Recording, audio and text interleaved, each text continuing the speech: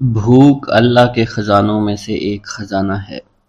حضرت شیخ ابو محمد فرماتے ہیں، ایک روز میں حضور سیدنا غوث اعظم کی خدمت میں ایسی حالت میں حاضر ہوا کہ فاقہ سے تھا، اور میرے اہل و عیال بھی کئی دنوں سے بھوکے تھے۔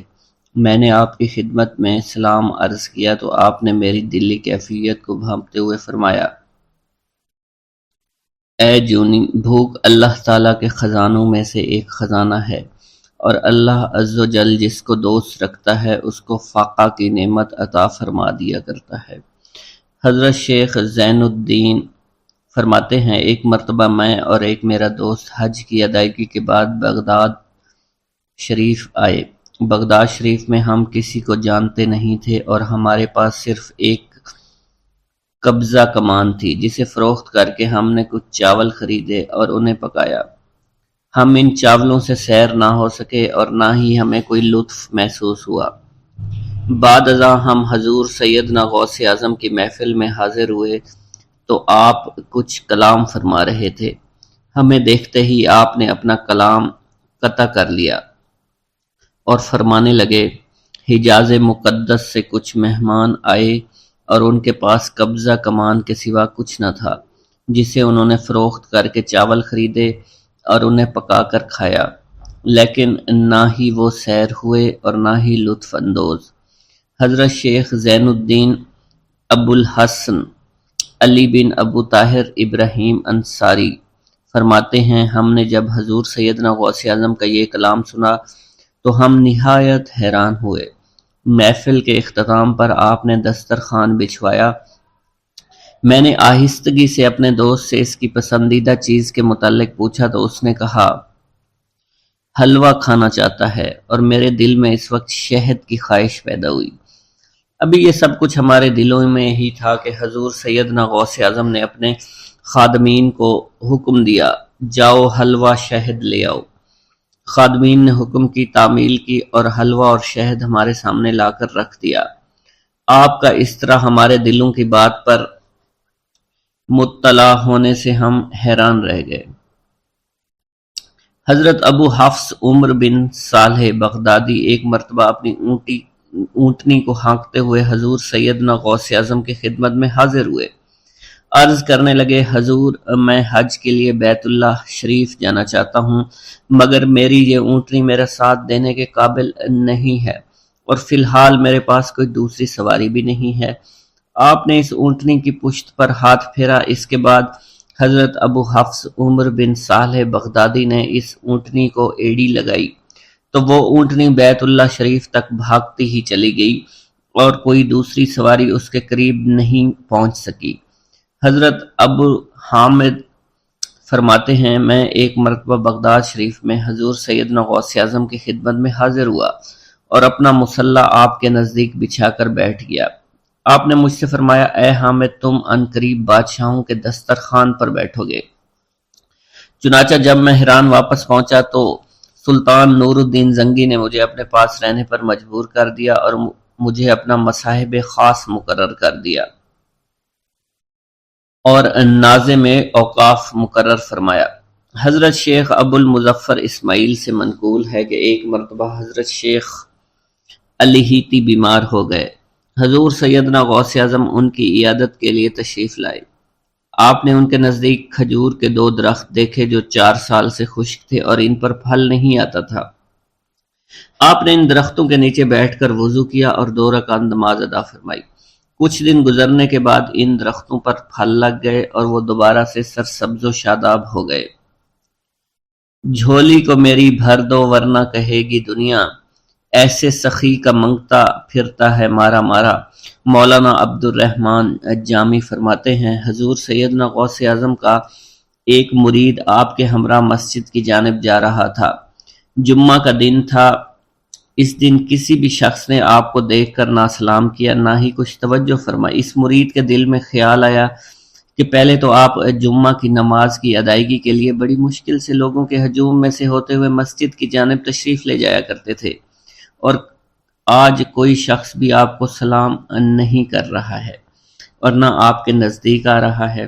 مولانا عبد الرحمن جامی فرماتے ہیں، ابھی یہ خیال اس مرید کے دل میں ہی تھا کہ حضور سیدنا غوث اعظم نے مسکرا کر اس مرید کو دیکھا، پھر لوگوں کا ایک جمع غفیر اکٹھا ہو گیا اور ہر کوئی آپ سے سلام کرنے کا خواہش مند تھا، یہاں تک کہ اس مرید اور آپ کے درمیان ہجوم حائل ہو گیا۔ اس مرید کے دل میں یہ خیال آیا کہ یہ پہلا حال اچھا تھا جب میں اور آپ تنہا تھے۔ مولانا عبد الرحمن جامی فرماتے ہیں، حضور سیدنا غوث اعظم شیخ عبد القادر جیلانی نے ایک مرتبہ پھر اس مرید کی دلی کیفیت کو بھانپتے ہوئے فرمایا، تمہیں معلوم نہیں لوگوں کے دل میری مٹھی میں ہیں، میں انہیں چاہوں تو پھیر دوں، چاہوں تو اپنی جانب متوجہ کر لوں۔ ایک مرتبہ ایک عورت حضور سیدنا غوث اعظم کی خدمت میں بیٹے کو لے کر حاضر ہوئی، عرض کیا میرے اس بیٹے کو آپ سے دلی لگاؤ ہے، آپ اسے اپنی غلامی میں قبول فرما لیں، میں اللہ عز و جل اور آپ کی خاطر اپنے بیٹے پر اپنے حق کو معاف کرتی ہوں۔ آپ نے اس لڑکے کو قبول فرما لیا۔ چند روز بعد وہ عورت اپنے بیٹے سے ملنے کے لیے آئی تو وہ لڑکا آپ کے حکم سے مجاہدات میں مشغول تھا اور بے حد کمزور اور لاغر ہو چکا تھا۔ اس عورت نے جب آپ کو دیکھا تو آپ اس وقت مرغی کا گوشت کھا رہے تھے، آپ کے سامنے ہڈیاں پڑی ہوئی تھی۔ اس عورت نے آپ سے کہا کہ آپ خود تو مرغی کھاتے ہیں جبکہ میرا بیٹا سخت مجاہدات میں مشغول ہے۔ آپ نے اس عورت کی بات سننے کے بعد ہڈیوں کی جانب اشارہ کیا اور حکم دیا، اللہ عز و جل کے حکم سے زندہ ہو جاؤ۔ آپ کا یہ فرمانا تھا کہ ان ہڈیوں سے ایک سالم مرغی زندہ کھڑی ہو گئی۔ آپ نے فرمایا کہ جب تیرا بیٹا اس منزل پر پہنچ جائے گا تو پھر جو چاہے گا کھائے گا۔ منقول ہے ایک مرتبہ حضور سیدنا غوث اعظم کو اللہ عز و جل کی جانب سے حکم ہوا کہ 700 مردوں اور 700 عورتوں کو واصل باللہ کریں۔ آپ نے اللہ کے اس فرمان کے مطابق مجمع عام میں نظر دوڑائی تو مجمع میں سے 700 مرد اور 700 عورتیں علیحدہ ہو گئیں۔ آپ نے ان پر نگاہ ولایت ڈالی تو وہ سب واصل اللہ ہو گئے۔ حضور سیدنا غوث اعظم مدینہ منورہ میں حضور نبی کریم کے روضہ مبارک پر حاضری دینے کے بعد باپیادہ بغداد شریف واپس تشریف لا رہے تھے۔ راستے میں ایک چور جو کہ ناکہ لگا کر کسی مسافر کا انتظار کر رہا تھا، اس نے آپ کو قریب آنے پر روک لیا۔ آپ نے اس چور سے دریافت کیا تم کون ہو؟ اس نے کہا دیہاتی ہوں۔ آپ کو بذریعہ کشف اس کی بدنیتی کی خبر ہو چکی تھی۔ اسی دوران اس چور کے دل میں خیال پیدا ہوا کہ یہ غوث اعظم ہوں گے۔ آپ نے اس کے دل کی بات کو بھانپتے ہوئے فرمایا کہ میں عبد القادر ہوں۔ چور نے جب آپ کی بات سنی فوراً قدموں میں گر پڑا اور معافی کا خواستگار ہوا۔ آپ کو اس کی حالت پر ترس آ گیا۔ آپ نے اللہ عز و جل کے حضور اس کے لیے دعا فرمائی تو ندائے غیبی سنائی دی، اے غوث اس چور کو سیدھے راستہ دکھاتے ہوئے کتب بنا دو۔ آپ نے اس چور کی جانب نگاہ دوڑائی تو آپ کے فیض روحانی سے کتب کے درجے پر وہ فائز ہو گیا۔ حضرت شیخ ابو عباس خضر بن عبداللہ بن یحییٰ حسینی فرماتے ہیں، ایک مرتبہ میں نے خلیفہ ابو المظفر یوسف عباسی کو حضور سیدنا غوث اعظم شیخ عبد القادر جیلانی کی خدمت میں موجود پایا۔ اس نے آپ سے کسی کرامت کو دیکھنے کی درخواست کی اور کہا کہ اس سے میرا دل مطمئن ہو جائے گا۔ حضور سیدنا غوث اعظم حضرت سیدنا شیخ عبد القادر جیلانی نے خلیفہ سے پوچھا کہ تو کیا چاہتا ہے؟ اس نے کہا کہ ایک سیب، اور اس وقت عراق میں سیبوں کا موسم نہ تھا۔ آپ نے اپنے دستے مبارک فضا میں بلند کیا اور دیکھتے ہی دیکھتے آپ کے ہاتھ میں 2 سیب آ گئے۔ آپ نے ایک سیب ابو المظفر کو دیا اور دوسرا خود رکھ لیا۔ ابو المظفر نے جب اپنا سیب چیرا تو اس میں سے کیڑا نکل آیا۔ اس نے جب اپنا سیب چیرا تو یہ اندر سے سفید تھا، اس میں سے کستوری کی خوشبو آ رہی تھی۔ ابو المظفر نے وجہ دریافت کی تو آپ نے فرمایا اس سیب میں سے کیڑا اس وجہ سے نکلا کیونکہ اس سیب کو ظالم کا ہاتھ لگا ہوا تھا۔ حضرت شیخ ابو محمد سے مروی ہے، ایک مرتبہ میں حضور سیدنا غوث اعظم کی خدمت میں بغداد شریف حاضر ہوا۔ کچھ دنوں تک آپ کے ہاں قیام پذیر رہا اور روحانی فیوز و برکات سے مالا مال ہوا۔ بعد ازاں جب میں واپس اپنے ملک مصر روانہ ہونا لگا تو آپ نے مجھ سے فرمایا کہ کبھی کسی سے کوئی چیز مت مانگنا۔ پھر آپ نے اپنی انگشت شہادت میرے منہ میں ڈالی اور فرمایا کہ اسے اچھی طرح چوسو۔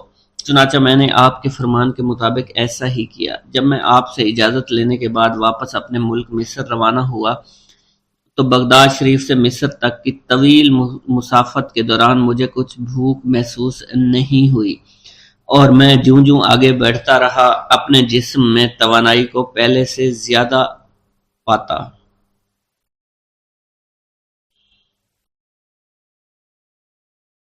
بسم اللہ الرحمن الرحیم۔ السلام علیکم۔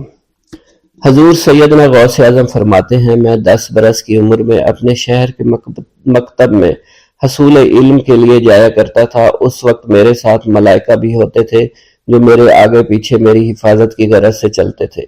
جب میں مدرسہ پہنچتا تھا تو وہ بار بار منادی کرتے تھے، اللہ کے ولی کے لیے جگہ خالی کر دو۔ چنانچہ وہ میرے لیے جگہ خالی کر دیتے تھے۔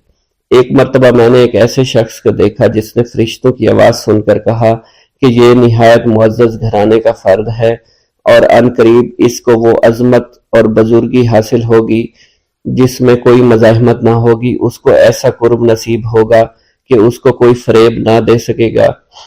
پھر 40 برس بعد میں نے اس شخص کو پہچانا، وہ شخص ابدالوں میں سے تھا۔ حضرت شیخ ابو سعود احمد بن ابی بکر سے مروی ہے، حضور سیدنا غوث اعظم نے فرمایا، میں 25 سال تک تنہا عراق کے بیابانوں میں پھرتا رہا۔ میں لوگوں کو نہ جانتا تھا، لوگ مجھے نہیں جانتے تھے۔ اسی دوران میرے پاس رجال الغیب اور جنات تشریف لائے جنہیں میں طریقت اور رسول اللہ کی تعلیم دیا کرتا تھا۔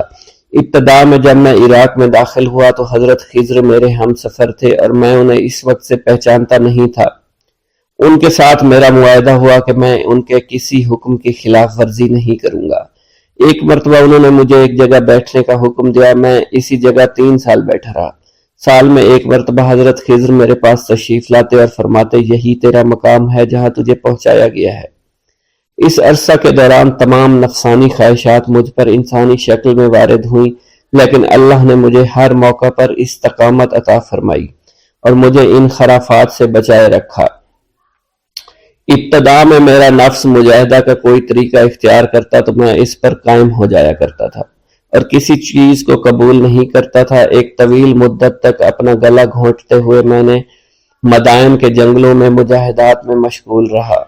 حضور سیدنا غوث اعظم فرماتے ہیں، میں نے اپنے نفس کو مختلف مجاہدوں اور ریاستوں اور مشقتوں میں ڈالے رکھا۔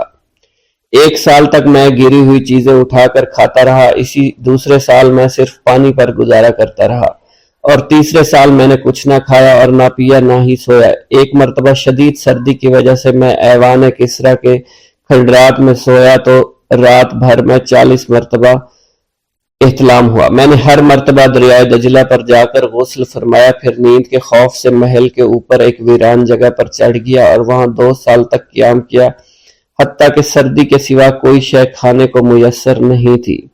حضور سیدنا غوث اعظم فرماتے ہیں، ہر سال ایک بزرگ آتے اور وہ مجھے اونی جبہ دے کر چلے جاتے۔ اسی طرح میں نے بے شمار طریقوں سے دنیا اور نفس سے چھٹکارا حاصل کرنے کی کوشش کی۔ لوگ مجھے دیوانہ سمجھتے تھے، میں برہنہ جسم جنگلوں میں چلا جاتا، کانٹوں پر لوٹا شور مچایا کرتا، میرے تمام بدن سے خون جاری ہو جایا کرتا۔ لوگ مجھے اٹھا کر شفا خانے لے جایا کرتے جہاں میری حالت مزید بگڑ جایا کرتی۔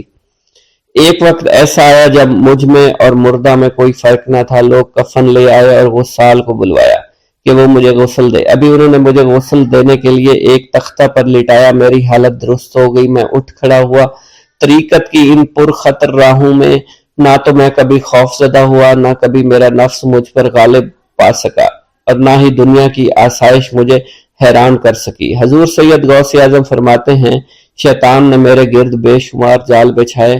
جب میں نے ان سے کہا یہ کیا ہے، اس نے کہا یہ دنیاوی آلائشیں ہیں اور میں ان جالوں میں سے تم لوگوں کا شکار کیا کرتا ہوں۔ میں نے 1 سال تک شیطان کا مقابلہ کیا، اس کے بچھائے ہوئے تمام جالوں کو ختم کیا۔ اس کے بعد میرے سینے کو کھول دیا گیا اور مجھ پر بے شمار خلائق ظاہر ہوئے۔ حضور سیدنا غوث اعظم فرماتے ہیں، میں نے دریافت کیا کہ یہ اللہ ایک کیسے ہے؟ جواب ملا، یہ خلق کے اسباب ہیں جو تم سے ملے ہوئے ہیں۔ میں سال بھر ان کی جانب متوجہ رہا، یہاں تک کہ وہ مجھ سے جدا ہو گئے۔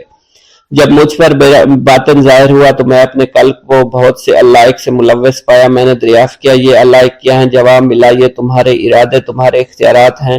چنانچہ 1 سال تک ان کی جانب متوجہ رہا، یہاں تک کہ وہ سب علائق مجھ سے دور ہو گئے اور میرا قلب ان غلاظتوں سے نجات پا گیا۔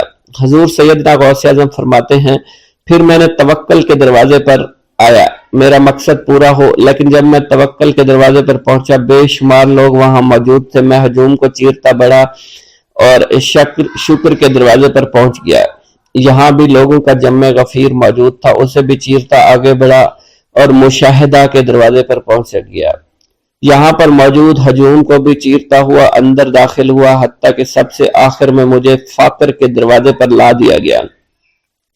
فقر کا دروازہ خالی تھا۔ جب میں اس دروازے میں داخل ہوا تو دیکھا جن جن چیزوں کو میں نے ترک کیا تھا وہ سب یہاں موجود تھی۔ یہاں مجھے ایک بہت بڑے روحانی خزانے کی فتوحات سے نوازا گیا، میرے لیے تمام دنیا کے خزانے کھول دیے گئے، مجھے روحانی عزت، دائمی غنا اور خالص آزادی عطا فرمائی گئی۔ میری تمام چیزیں جو میری ہستی اور میری صفات سب معدوم ہو گئی تھی، وہ میری ہستی کی جگہ کسی اور نے لے لی تھی۔ حضرت شیخ ابو سعید مخزومی نے حضور سیدنا غوث اعظم کو خرقہ خلافت سے نوازا اور فرمایا اے عبد القادر، یہ وہ خرقہ ہے جو حضور نبی کریم صلی اللہ علیہ وسلم نے سیدنا علی المرتضیٰ کو عطا فرمایا۔ سیدنا علی المرتضیٰ نے یہ خرقہ خواجہ حسن بصری کو عطا فرمایا، جس سے ہوتا ہوا یہ مجھ تک پہنچا، اور یہ تمہاری امانت تھی جو میں نے تم تک پہنچا دی۔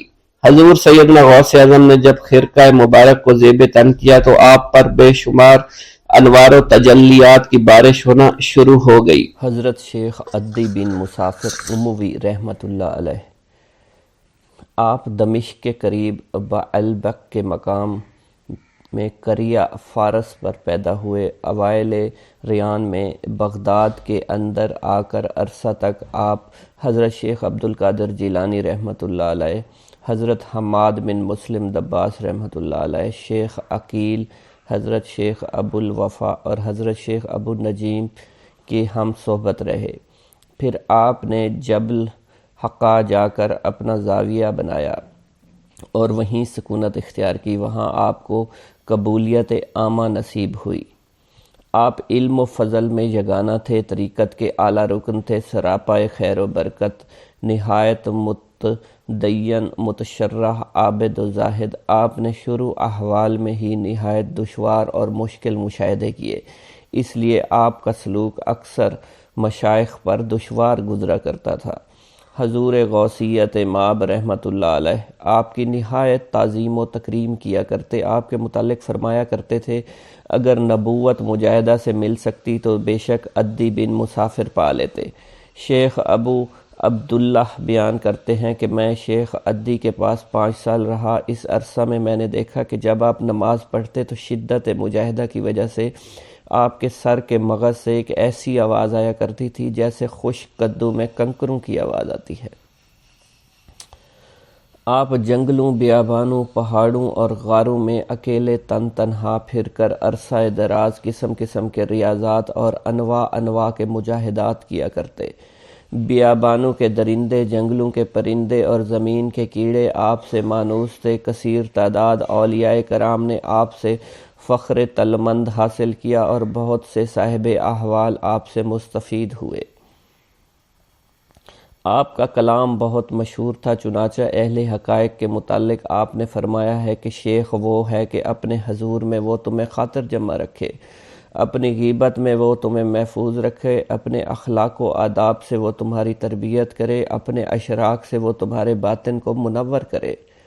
مرید وہ ہے جو ہر حال میں تواضع اختیار کرے، فقراء کے ساتھ انسیت سے، صوفیات کے ساتھ ادب و حسن اخلاق سے، علماء کے ساتھ تعمیل ارشاد سے، اہل معرفت کے ساتھ سکون و وقار سے اور اہل مقامات کے ساتھ توحید سے پیش آئے۔ نیز آپ نے فرمایا ابدال خردوش اور توہم و راحت سے نہیں ہوتے بلکہ عبادات، ریاضات اور مجاہدے سے ہوتے ہیں، کیونکہ جو شخص مجاہدات اور ریاضات کی مشقت برداشت کرتا ہے تو اللہ اس کو خود بخود اپنا راستہ بتلا دیا کرتے ہیں۔ کہتے ہیں حضرت شیخ ابو اسرائیل یعقوب بن عبد المقتدر 3 متواتر سال تک تن تنہا عراق و عجم کے پہاڑوں پر برہنہ پھرتے رہے، حتیٰ کہ آپ کے جسم پر میل کی ایک اور کھال پیدا ہو گئی۔ اس کے بعد آپ کے پاس ایک بھیڑیا آیا، آپ کے جسم کو اس نے چاٹ کر صاف کیا اور پیشاب کر دیا اور پھر چلا گیا۔ آپ نے ایک چشمہ پر جا کر غسل کیا اور پہاڑ کے ایک کوبہ خانے میں داخل ہو گئے۔ آپ کے دل میں اس وقت خیال پیدا ہوا، کاش اللہ تعالیٰ میرے پاس کسی ولی کو بھیج دے۔ ابھی آپ کے دل میں یہ خیال پیدا ہی ہوا تھا، کیا دیکھتے ہیں حضرت شیخ عدی بن مسافر اموی رحمۃ اللہ علیہ آپ کے پاس موجود ہیں۔ شیخ عدی نے آپ کو سلام نہ کیا بلکہ فرمایا کہ جس پر بھیڑیا بول کر جائے ہم سلام کے ساتھ اس سے ملاقات نہیں کیا کرتے۔ اس کے بعد آپ نے شیخ عدی سے اپنے تمام واقعات بیان کیے اور کہا، میرے سردار، چاہتا ہوں کہ دنیا سے قطع تعلق کر کے اس قبہ میں بیٹھا رہوں، اس لیے ضروری ہے میرے پاس پانی کا ایک چشمہ ہو جس سے میں پانی پیا کروں، اگر کچھ کھانے کو مل جائے تو وہ بھی کھا لیا کروں۔ یہ سن کر شیخ عدی اٹھے۔ شیخ کے سامنے 2 پتھر پڑے تھے، ایک پر شیخ نے پیر مارا تو اس سے چشمہ پھوٹ نکلا، اسی طرح دوسرے پتھر پر پیر مارا تو اس سے انار کا ایک درخت پھوٹ پڑا۔ شیخ نے اس درخت سے فرمایا، درخت، میں عدی بن مسافر ہوں، تو باذن اللہ ایک روز شیریں اور روز ترش انار نکال کر پھر دکھا۔ پھر شیخ نے آپ سے فرمایا کہ اے ابو اسرائیل، تم یہاں رہو، اس درخت سے کھایا کرو، اس چشمہ سے پیا کرو، اور جب مجھ سے ملنا چاہو تو مجھے یاد کر لیا کرو، میں تمہارے پاس آ جایا کروں گا۔ پھر شیخ عدی ان کو چھوڑ کر واپس چلے آئے اور آپ مدت تک اسی حال میں رہے۔ ابو اسرائیل موصوف بیان کرتے ہیں، ایک دفعہ میں نے شیخ عدی سے عبادان جائے کی اجازت طلب کی تو آپ نے مجھے سفر کی اجازت دے کر فرمایا کہ ابو اسرائیل، اگر اثناء راہ میں تم ایسے درندوں کو دیکھو جس سے تمہیں خوف آتا ہو تو تم ان سے کہہ دینا کہ عدی تم سے کہتا ہے کہ تم یہاں سے چلے جاؤ، وہ تمہارے پاس سے چلے جائیں گے۔ اگر تم دریا کی موجوں سے خائف ہو جاؤ تو ان سے بھی کہہ دینا کہ اے دریا کی متلاطم موجوں، تم کو عدی بن مسافر کہتا ہے کہ ٹھہر جاؤ۔ شیخ ابو اسرائیل کا بیان ہے، جب میں درندوں وغیرہ کو دیکھتا تو جو کچھ آپ نے فرمایا ان سے کہتے، وہ میرے پاس سے چلے جاتے۔ پھر میں سمندر میں جہاز پر سوار ہوا، جب کبھی سمندر جوش میں آتا، ہم غرق ہونے کو ہوتے تو میں کہتا، اے سمندر کی متلاطم موجوں، تم سے شیخ عدی بن مسافر کہتے ہیں کہ ٹھہر جاؤ۔ میں ابھی پورا کلام نہیں کر پاتا تھا کہ وہ موجیں ساکن ہو جایا کرتیں۔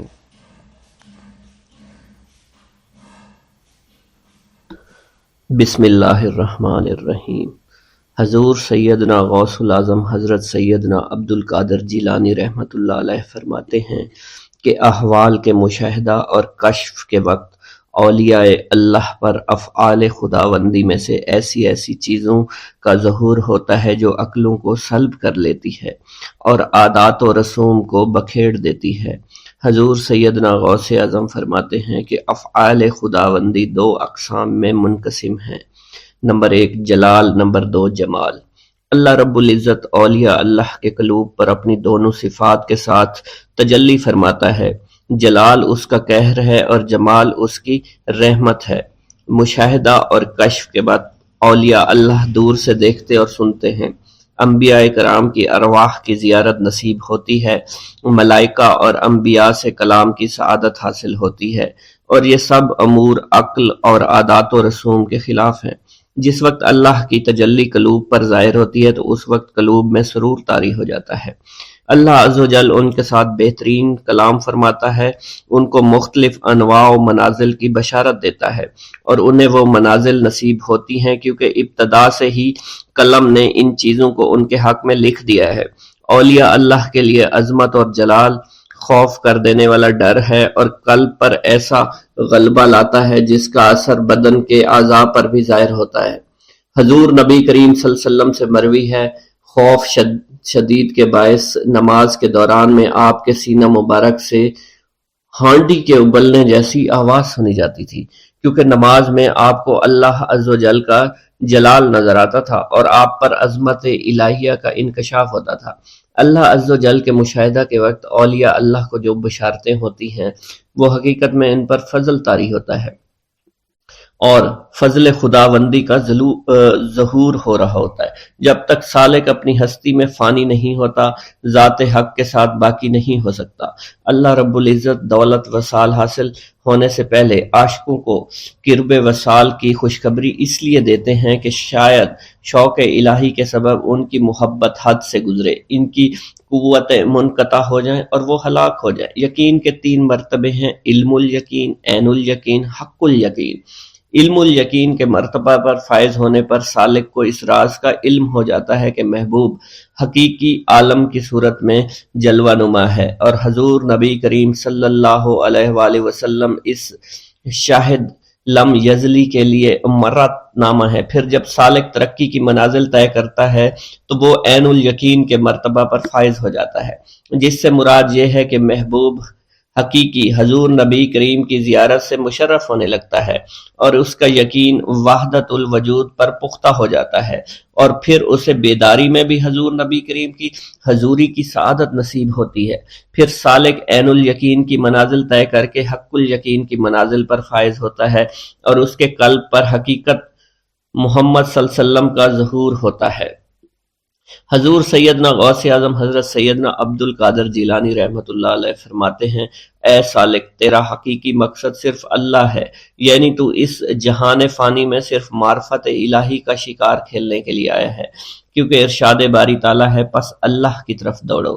سالک کے لیے اس کا مقصود نہ آخرت ہے نہ دنیا، بلکہ اس کا مقصود صرف اور صرف اللہ عز و جل ہے اور نفس ہے، یعنی سالک اور اللہ کے درمیان حجاب نفس ہے۔ نفس سے مراد نفسانی خواہش ہیں، اور جب انسان اللہ عز و جل اور حضور نبی کریم کی اطاعت چھوڑ کر دنیاوی لذات شہوات میں مشغول ہو جاتا ہے تو اللہ عز و جل اس سے دور ہو جاتے ہیں۔ انسان 2 چیزوں کا مجموعہ ہے، بدن اور روح۔ اگر نفس کو غذا دی جائے تو بدن موٹا ہو جاتا ہے اور روح لاغر ہو جاتی ہے۔ اگر روح کو غذا دی جائے اور نفس کے ساتھ مجاہدہ کیا جائے تو اس سے روح موٹی تازی ہو جاتی ہے اور جسم لاغر ہو جاتا ہے۔ ارشاد باری تعالیٰ ہے: میں نے جن و انس کو اپنی عبادت کے لیے پیدا کیا ہے تاکہ وہ مجھے پہچانے۔ نفس اللہ کی ضد ہے اور اس کا دشمن ہے، یعنی وہ شخص جو اپنی نفسانی خواہش کی پیروی کرتا ہے وہ اللہ کے حکم کی عدولی کر رہا ہوتا ہے۔ ایک مرتبہ دریائے دجلہ میں سیلاب آ گیا۔ دریا کی طغیانی کی شدت کی وجہ سے لوگ پریشان حالت میں حضور سیدنا غوث اعظم شیخ سید عبد القادر جیلانی رحمۃ اللہ علیہ کی خدمت میں حاضر ہوئے۔ آپ نے اپنا عصائے مبارک پکڑا ہوا تھا اور دریائے دجلہ کے کنارے پہنچ کر عصائے مبارک کو زمین میں گاڑ دیا اور فرمایا: اے دریا بس رک جا۔ آپ کا فرمانا تھا کہ دریا کی طغیانی کم ہو گئی۔ حضرت شیخ عبد الجبائی سے منقول ہے: میری ملاقات ہمدان میں ایک شخص طریف سے ہوئی۔ یہ شخص دمشق کا رہائشی تھا۔ اس نے مجھے بتایا دوران سفر میری ملاقات بشر المفرزی سے ہوئی جو 14 اونٹوں پر شکر لادے ہوئے تھے۔ انہوں نے مجھے بتایا کہ دوران سفر میرا گزر ایک جنگل سے ہوا۔ رات کا وقت تھا، میرے پاس 4 اونٹ اس جنگل میں گم ہو گئے۔ میں نے ان کو بہت تلاش کیا لیکن کامیاب نہ ہوا، یہاں تک کہ صبح ہو گئی۔ میں نے پریشانی کے عالم میں حضور سیدنا غوث الاعظم حضرت سیدنا عبد القادر جیلانی کو پکارا، کیونکہ آپ نے دوران واز ایک مرتبہ فرمایا تھا کہ جب بھی کوئی مشکل درپیش ہو تو مجھے پکارو۔ چنانچہ میں آپ کو پکارنے لگا۔ اس دوران مجھے ایک ٹیلے پر ایک شخص دکھائی دیا جس نے سفید لباس زیب تن کر رکھا تھا۔ اس شخص نے مجھے ہاتھ سے ایک جانب اشارہ کیا۔ جب میں ٹیلے کے نزدیک پہنچا تو وہ شخص غائب ہو چکا تھا۔ جب میں نے اس شخص کی بتائی ہوئی سمت میں نظر دوڑائی تو مجھے اپنے 4 اونٹ ماں سامان کے نظر آ گئے جنہیں میں ہانک کر لے آیا۔ گرا ہے بلاؤں میں بندہ تمہارا، مدد کے لیے آؤ یا غوث اعظم۔ مریدوں کو خطرہ نہیں بحر غم سے کہ بیڑے کے ہیں ناخدا غوث اعظم۔ حضور سیدنا غوث اعظم شیخ عبد القادر جیلانی کی ایک عورت مرید تھی جس پر ایک فاسق بدبخت عاشق ہو گیا۔ ایک دن وہ عورت رفع حاجت کے لیے نزدیک پہاڑ کے غار میں گئی تو اس فاسق بدبخت کو خبر ہو گئی۔ اس بدبخت نے غار میں جا کر عورت کو پکڑ لیا اور عزت لوٹنے کی کوشش کرنے لگا۔ اس عورت نے بآواز بلند شیخ عبد القادر جیلانی کو مدد کے لیے پکارا۔ آپ اس وقت مدرسہ میں وضو فرما رہے تھے۔ آپ نے اپنی کھڑاؤں کو اس غار کی سمت میں پھینکا، وہ کھڑائیں اس فاسق کے سر پر لگنا شروع ہو گئیں جس سے وہ بدبخت ہلاک ہو گیا۔ وہ عورت آپ کی کھڑائیں لے کر آپ کی خدمت میں حاضر ہوئی اور حاضرین محفل کے سامنے سارا ماجرا بیان کر دیا۔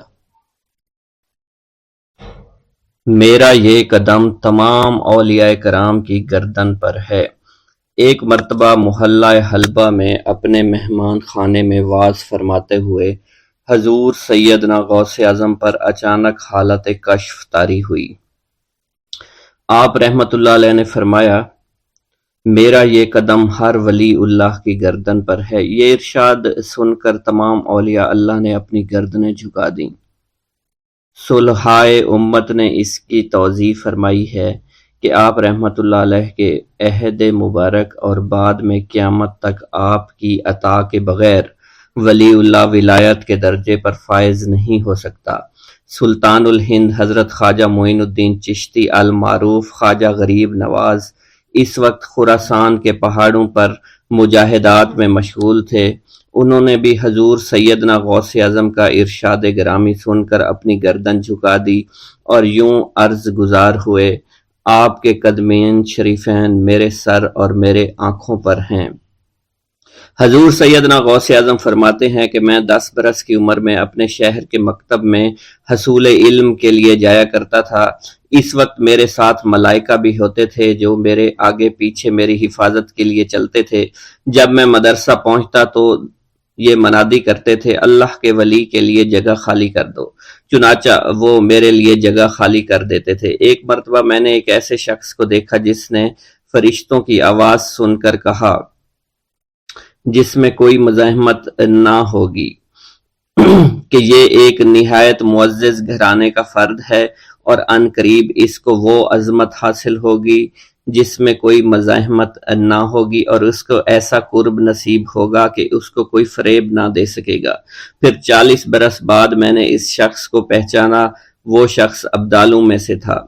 حضرت شیخ ابو سعود احمد بن بکر حریمی سے مروی ہے کہ حضور سیدنا غوث اعظم نے فرمایا کہ میں 55 سال تک تنہا عراق کے بیابانوں میں پھرتا رہا، میں لوگوں کو نہ جانتا، لوگ مجھے نہ جانتے۔ اسی دوران میرے پاس رجال الغیب اور جنات تشریف لاتے جنہیں میں طریقت اور اصول کی تعلیم دیتا تھا۔ ابتدا میں جب میں عراق میں داخل ہوا تو حضرت خضر میرے ہم سفر بنے اور بعد میں اس وقت ان کو پہچانتا نہ تھا اور اس کے ساتھ میرا معاہدہ ہوا کہ میں ان کے کسی حکم کی خلاف ورزی نہیں کروں گا۔ ایک مرتبہ انہوں نے مجھے ایک جگہ بیٹھنے کا حکم دیا اور میں اس جگہ 3 سال تک بیٹھا رہا۔ سال میں ایک مرتبہ حضرت خضر میرے پاس تشریف لاتے، فرماتے کہ یہی تیرا مقام ہے جہاں تجھے پہنچایا گیا ہے۔ اس عرصہ کے دوران تمام نفسانی خواہشات مجھ پر انسانی شکل میں وارد ہوئیں، لیکن اللہ عز و جل نے مجھے ہر موقع پر استقامت عطا فرمائی اور مجھے ان خرافات سے بچائے رکھا۔ ابتدا میں میرا نفس مجاہدہ کا کوئی طریقہ اختیار کرتا تو میں اس پر قائم ہو جاتا اور کسی چیز کو قبول نہ کرتا تھا۔ ایک طویل مدت تک اپنا گلا گھونٹتے ہوئے میں مدائن کے جنگلوں میں مجاہدات میں مشغول رہا۔ حضور سیدنا غوث اعظم فرماتے ہیں کہ میں نے اپنے نفس کو مختلف مجاہدوں، مختلف ریاضتوں اور مختلف مشقتوں میں ڈالے رکھا۔ 1 سال تک میں گری ہوئی چیزیں اٹھا کر کھاتا رہا، دوسرے سال پانی پر گزارا کیا اور تیسرے سال نہ میں نے کچھ کھایا، نہ پیا اور نہ ہی سویا۔ ایک مرتبہ شدید سردی کی وجہ سے میں ایوان کسریٰ کے کھنڈرات میں سویا تو رات بھر میں 40 مرتبہ طبیعت خراب ہوئی۔ حضور سیدنا غوث اعظم فرماتے ہیں، ہر سال ایک بزرگ آتے اور وہ مجھے جبہ دے کر چلے جاتے۔ اسی طرح میں نے بے شمار طریقوں سے دنیا اور نفس سے چھٹکارا پانے کی کوشش کی۔ لوگ مجھے دیوانہ سمجھتے تھے۔ میں برہنہ جسم جنگلوں میں چلا جاتا اور کانٹوں پر لوٹتا شور مچاتا تھا۔ میرا تمام بدن سے خون جاری ہو جایا کرتا تھا اور لوگ مجھے اٹھا کر شفا خانے لے جایا کرتے، جہاں میری حالت مزید بگڑ جاتی۔ ایک وقت ایسا بھی آیا جب مجھ میں اور مردہ میں کوئی فرق نہ تھا۔ لوگ کفن لے کر آئے، غسال کو بلوایا کہ وہ مجھے غسل دے دیں۔ ابھی انہوں نے مجھے غسل دینے کے لیے تختہ پر ڈالا ہی تھا کہ میری حالت درست ہو گئی۔ میں اٹھ کھڑا ہوا، طریقت کی ان پرخطر راہوں میں نہ تو میں کبھی خوف زدہ ہوا اور نہ کبھی میرا نفس مجھ پر غلبہ پا سکا اور نہ ہی دنیا کی آرائش مجھے حیران کر سکی۔ حضور سیدنا غوث اعظم فرماتے ہیں شیطان نے میرے گرد بے شمار جال بچھائے۔ جب میں نے اس سے کہا کہ یہ کیا ہے تو اس نے کہا یہ دنیاوی چیزیں ہیں اور میں ان جالوں سے تم جیسوں کو شکار کرتا ہوں۔ میں نے 1 سال تک شیطان کا مقابلہ کیا، اس کے بچھائے ہوئے تمام جالوں کو ختم کر دیا۔ اس کے بعد میرے سینے کو کھول دیا گیا اور مجھ پر بے شمار خلائق ظاہر ہوئے۔ حضور سیدنا غوث اعظم فرماتے ہیں میں نے دریافت کیا کہ یہ علائق کیسے ہیں؟ جواب ملا کہ یہ خلق کے اسباب ہیں جو تم سے ملے ہوئے ہیں۔ میں سال بھر ان کی جانب متوجہ رہا یہاں تک کہ وہ مجھ سے جدا ہو گئے۔ جب مجھ پر میرا باطن ظاہر کیا گیا تو میں نے اپنے قلب کو بہت سے علائق سے ملوث پایا۔ میں نے دریافت کیا کہ یہ علائق کیا ہیں؟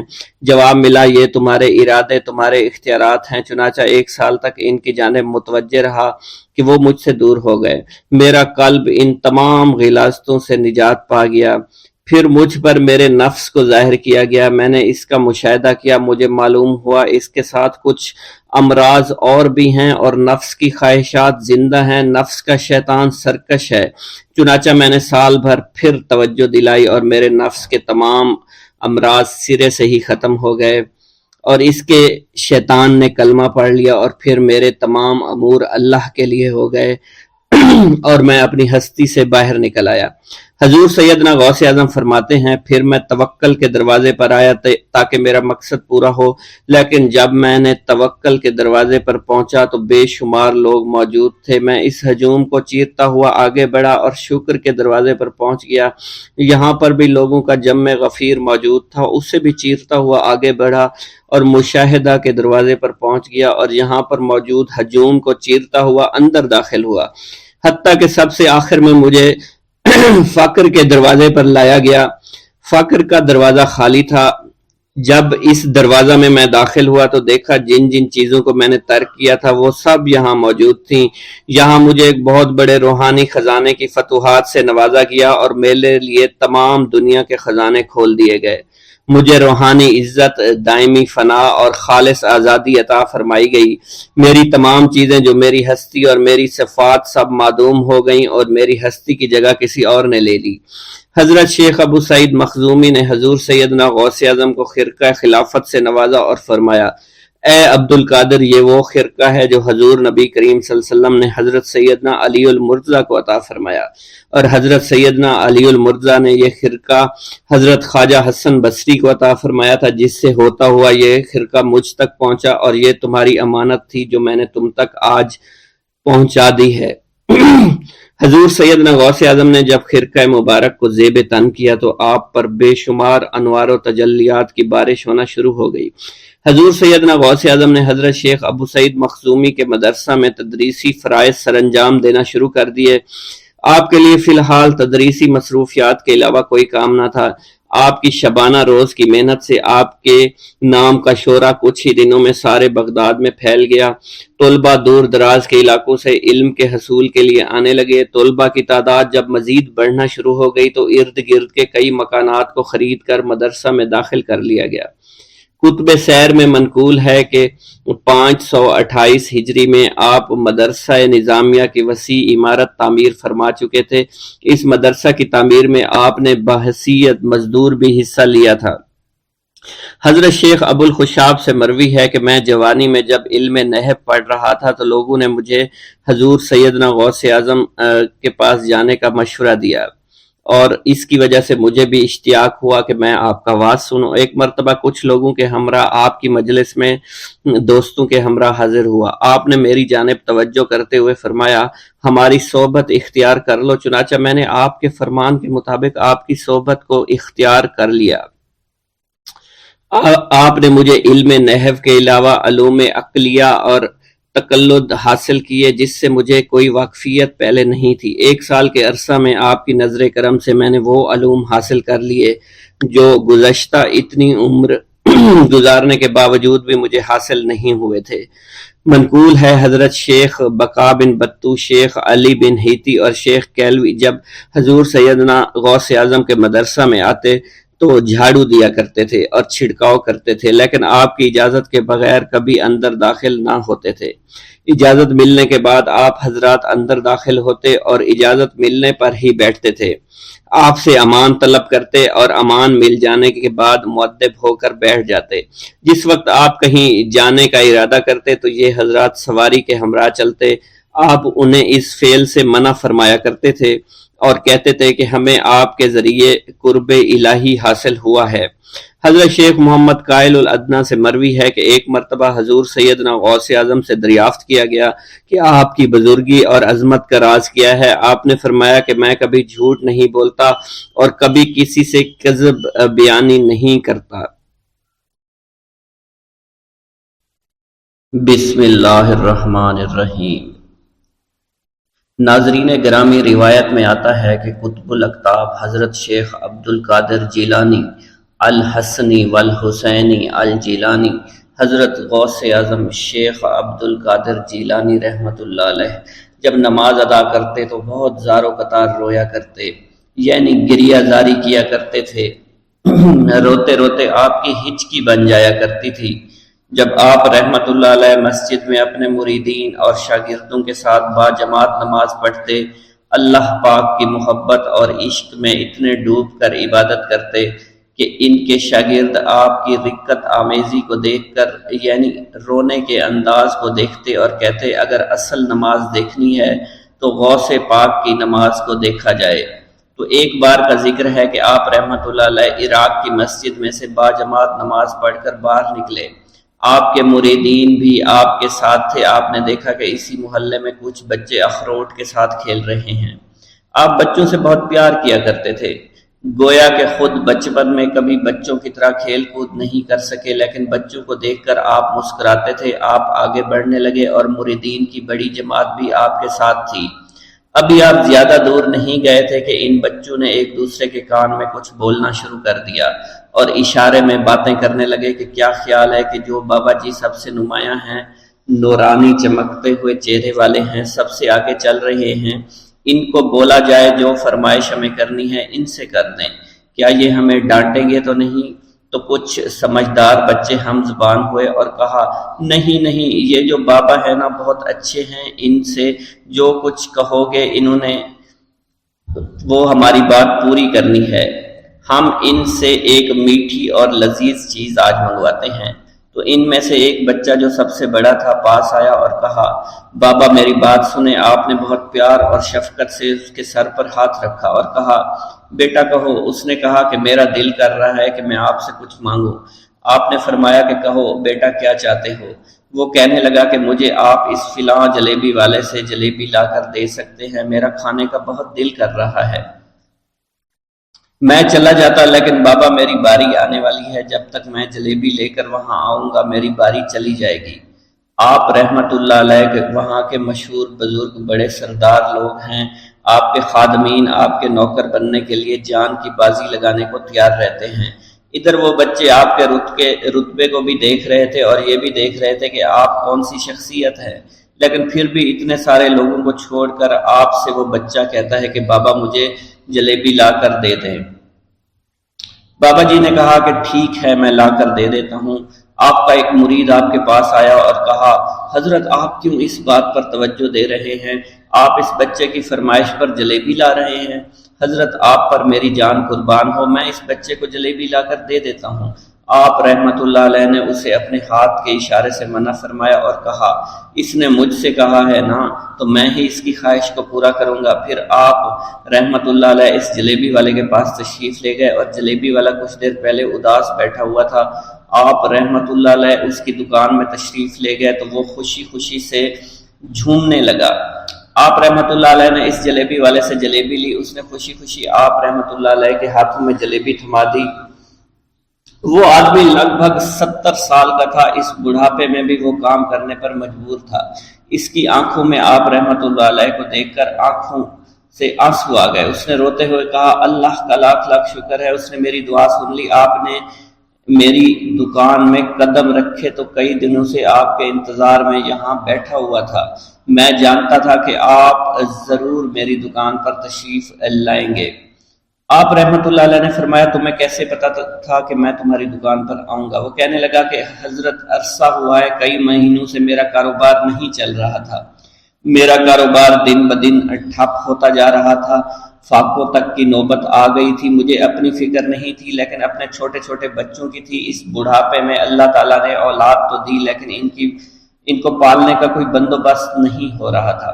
میں نے اپنی اس پریشانی کا ذکر کسی سے کیا تو اس نے کہا کہ عراق کے ایک شہر میں چلے جاؤ، وہاں پر کوئی ایک فقیر ہے، اس سے دعا کراؤ، وہ جس کے لیے دعا کرتے ہیں اس کا کام بن جاتا ہے۔ میں اتنا پریشان تھا کہ اس آدمی کے کہنے پر اس فقیر سے ملنے چلا گیا۔ اس کی تلاش کر کے میں نے اس سے کہا تم میرے لیے دعا کرو تاکہ میرے کاروبار میں ترقی ہو جائے اور میرے رزق میں برکت ہو جائے اور تنگ دستی دور ہو جائے تاکہ میں بیوی بچوں کا پیٹ پال سکوں۔